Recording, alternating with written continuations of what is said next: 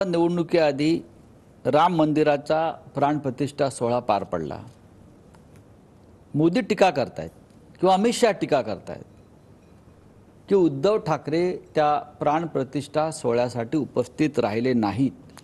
शंकराचार्य का नव्हते? शंकराचार्यांना का बोलवलं नाही? याचं कारण असं आहे की उद्धव ठाकरे यांनी हिंदुत्व सोडलं। ते प्राणप्रतिष्ठा सोहळ्यास अयोध्येत हजर राहिले नाहीत।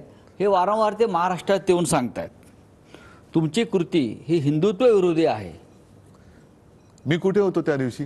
मी अयोध्येला गेलो नाही, कारण मला काय मानपान याची आवश्यकता नाहीये।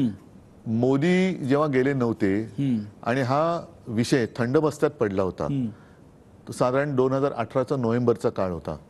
आपणही सोबत होतो। मी शिवसैनिकांना घेऊन राम मंदिरात गेलो होतो, अयोध्येला गेलो होतो। तेव्हा मंदिर नव्हतं। अयोध्येत जाऊन रामाचं दर्शन घेतलं आणि पहिले मंदिर फिर सरकार। त्याच्यानंतर योगायोग असेल काही असेल, मी तिथे जाताना शिवजन्मभूमीची एक मुठभर माती घेऊन राम जन्मभूमीला गेलो।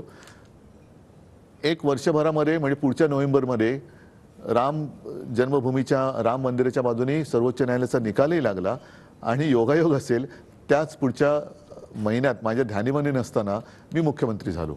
मी मुख्यमंत्री झाल्यानंतर सुद्धा परत गेलो। मी मुख्यमंत्री झाल्यानंतरही गेलो होतो। आणि जेव्हा हे राम मंदिराचं त्यांनी तिकडे सगळं जे काही केलं, शंकराचार्यांनी त्याच्यावरती टीका केली आणि मी सुद्धा असं म्हटलं की तुम्ही शंकराचार्यांना एक मान सन्मान देऊन बोलवायला पाहिजे होतं। तुमच्या आजूबाजूला शंकराचार्य नव्हते पण भ्रष्टाचारी सगळे होते। आणि 22 तारखेलाच तुम्हाला सर्वांना माहिती आहे, तुम्ही सोबत होतात, मी काळाराम मंदिरात गेलो होतो, जिथे आम्ही जातोय म्हटल्यानंतर स्वतः मोदीजी गेले होते आणि साफसफाई कशी व्यवस्थित होते की नाही बघून आले होते। त्या काळाराम मंदिराचं एक वेगळं वैशिष्ट्य आहे। या काळाराम मंदिरासाठी महामानव डॉक्टर बाबासाहेब आंबेडकरांनी संघर्ष केला होता, कारण हा राम माझा सुद्धा आहे, हा राम कोणाची मक्तेदारी नाही। आज जी भाजपाची मक्तेदारी होते आहे, म्हणूनच मी नारा दिला होता की भाजप मुक्त राम मला पाहिजे।